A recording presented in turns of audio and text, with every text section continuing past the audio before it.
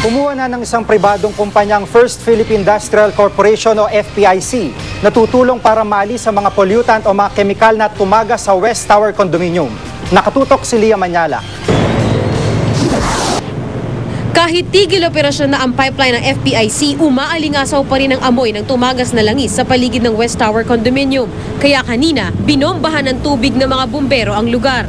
24/7 nang nagmo-monitor ang Engineering at Environment Departments ng Makati City Hall para matiyak na sumusunod sa writ of kalikasan ng FPIC. Inaalam na rin ng CH2M, isang global company na kinuha ng FPIC, kung hanggang saan umabot ang tagas. Posibleng abutin daw ito ng 3 linggo. Kapag natukoy na ang lawak ng tagas, uumpisahan na ang environmental remediation o ang pagtatanggal ng mga pollutant na humalo na sa tubig at naging mapanganib para sa mga residente. May 3 paraan para malinis ang tubig. Una, ang air sparge o pag-extract ng gas. Parang ano to, kung imagine mo mayroon kang glass ng tubig, tapos mayroon kang straw. Pag nag-blow ka nun, di ba may bubbles? So gusto natin yun. Yung mga gases kasi na nandun, gusto natin siyang ipa-escape para bumaba yung concentration.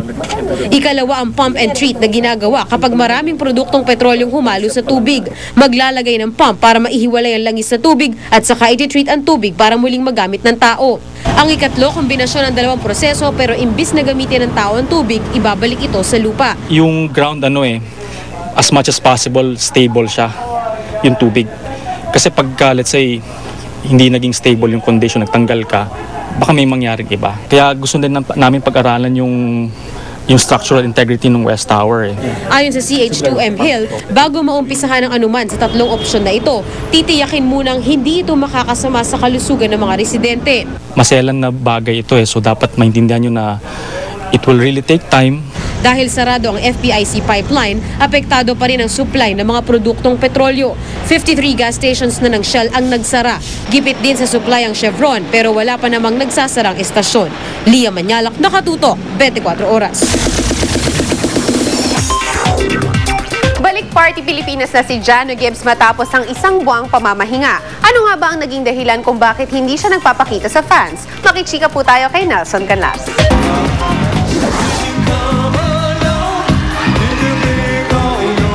Aminado si Jano Gibbs na bago siya sa muling pag-akyat sa entablado. Medyo kinabahan ako nung una. Medyo nakakabadal. Siyempre, matagal na wala. Pero okay naman. Once na nakakanta ka na ng konti, okay na. Hindi niya itinangging nagkaroon siya ng slight depression kaya hindi siya lumalabas ng bahay. Pero naging mailap pa rin siya sa tunay na rason sa likod nito. Naaminin ko, na-depress talaga ako. Dahil, na-depress ako dahil ikakasal na si Ogie at si Regine. Bakit? Ngayon, nung the moment na natanggap ko na, pumasok na ako. Okay na. Ayon kay Jano, kinailangan niya lang daw ng panahon para sa sarili. Tuloy-tuloy na raw ang kanyang pagbabalik sa Party Pilipinas. Nelson Canlas, updated sa Showbiz Happenings.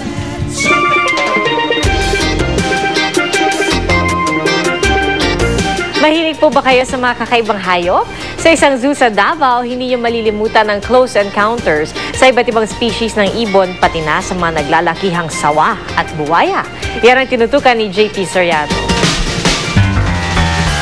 Dito sa Davao Crocodile Park, makikita, inaalagaan at pinaparami ang mga naglalakihang buwaya gaya ng saltwater crocodiles at ang endangered Philippine crocodile. Meron din itong mga ibon, reptiles at mammals gaya ng orangutan na si Carlo. Interactive dito sa park, pwedeng hawakan ng buhaya. Baka na-recover naman. So tama naman naman. Itong baby saltwater crocodile, maaaring lumaki ng 12 feet. Malamig naman sa balat ang albino Burmese python na ito. Layunin ng park na ilapit ang tao sa mga hayop at maintindihan nila ang kahalagahan nito sa ating kalikasan. Isa rin kasi itong Rescue Wildlife Center. Ilan sa mga hayop dito, pinakakawalan din sa wild sa tamang panahon. Talagang interactive between the people and the wild animals. Sa mga estudyante naman, we have educational shows for them. We will bring them wild animals, then we will give some basic information about those animals. Tuwing Sabado, nagkukumpula ng mga turista sa isang bahagi ng park dahil sa isang bird show. Malaya nakakahalubilo sa mga manonood ang ilan sa mga pinakasikat na ibon ng park.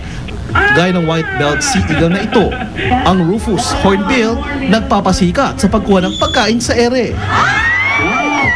At ang sulfur-crested kakatu na ito, na ang special talent, mag-basketball. Pero ang pinakasikat dito ay si Pangil, isang higanteng saltwater crocodile na mahigit 70 taong gulang na. At ang pang-welcome nito,